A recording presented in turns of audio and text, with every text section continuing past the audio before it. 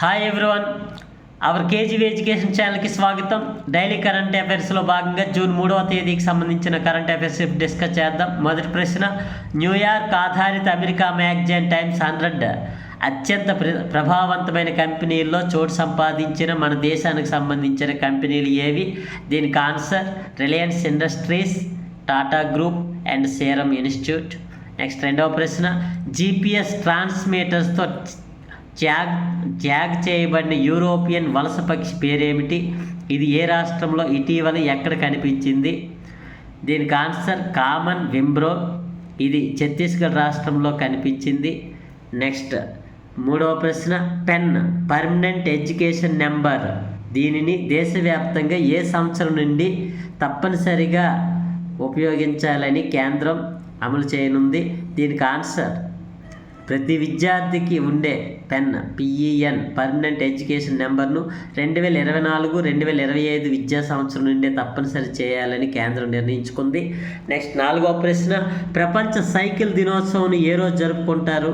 దీనికి answer June 3వ తేదీ నాడు. నెక్స్ట్ ఐదవ ప్రశ్న, యుఎన్ఓ వారు సైకిల్ తొక్కడం ఆరోగ్యం కోసం అని ఏ సంవత్సరం నుండి ఏ సంవత్సరం వరకు global action plan on physical activity కార్యక్రమం ప్రారంభించింది? దీనికి ఆన్సర్ 2018-2030 వరకు. నెక్స్ట్ ఆరవ ప్రశ్న, 2024 సంవత్సరానికి నెల్సన్ మండేలా అవార్డు ఎవరికి లభించింది? దీనికి answer National Institute of Mental Health and Neuro సైన్స్కి NIMHకు ప్రకటించారు. ఈ అవార్డును 2019 నుండి హెల్త్ రంగంలో విశేషంగా కృషి చేసిన వారికి వరల్డ్ హెల్త్ ఆర్గనైజేషన్ వారు అందిస్తారు. నెక్స్ట్ ఏడవ ప్రశ్న, కొలంబో ప్రాసెస్లో ఏ దేశం చైర్పర్సన్గా వ్యవహరించనుంది? కొలంబో ప్రాసెస్లో ఏ దేశం చైర్పర్సన్గా వ్యవహరించింది? దీనికి ఆన్సర్ ఇండియా. కొలంబో ప్రాసెస్ 2024-2026 గాను భారత్ చైర్పర్సన్గా ఉంటుంది. కొలంబో ప్రాసెస్ అనేది 2003లో 12 దేశాలతో 8 పరిశీలనా దేశాలతో ఏర్పాటైంది.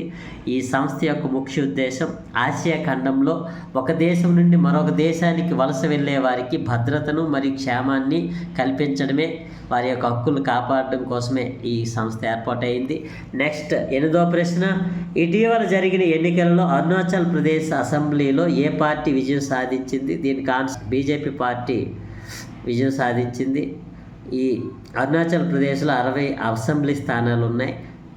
అలాగే గమనిక, ఒడిశా, ఆంధ్రప్రదేశ్, అరుణాచల్ ప్రదేశ్, సిక్కిం రాష్ట్రాలలో లోక్సభతో పాటు అసెంబ్లీకి కూడా ఉమ్మడిగా ఎన్నికలు జరిగినవి. నెక్స్ట్ 9వ ప్రశ్న, ఇటీవల జరిగిన సిక్కిం రాష్ట్ర అసెంబ్లీ ఎన్నికలు ఏ పార్టీ గెలిచింది? దీనికి ఆన్సర్ సిక్కిం క్రాంతికారి మోర్చా పార్టీ ఘన విజయం సాధించింది.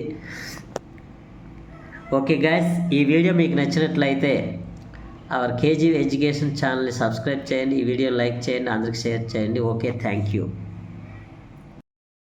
Hi guys, our KGV education ఛానల్కి స్వాగతం.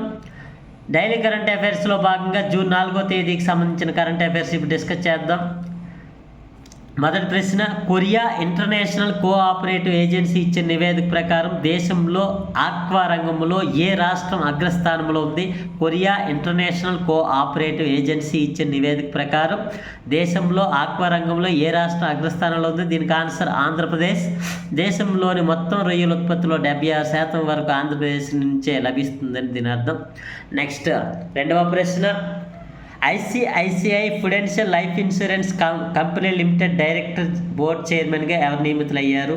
ICICI Prudential life insurance company limited director board చైర్మన్గా ఎవరు నియమితులయ్యారు? దీనికి ఆన్సర్ సందీప్ బాత్రా. దీనికి ఆన్సర్ సందీప్ బాత్రా.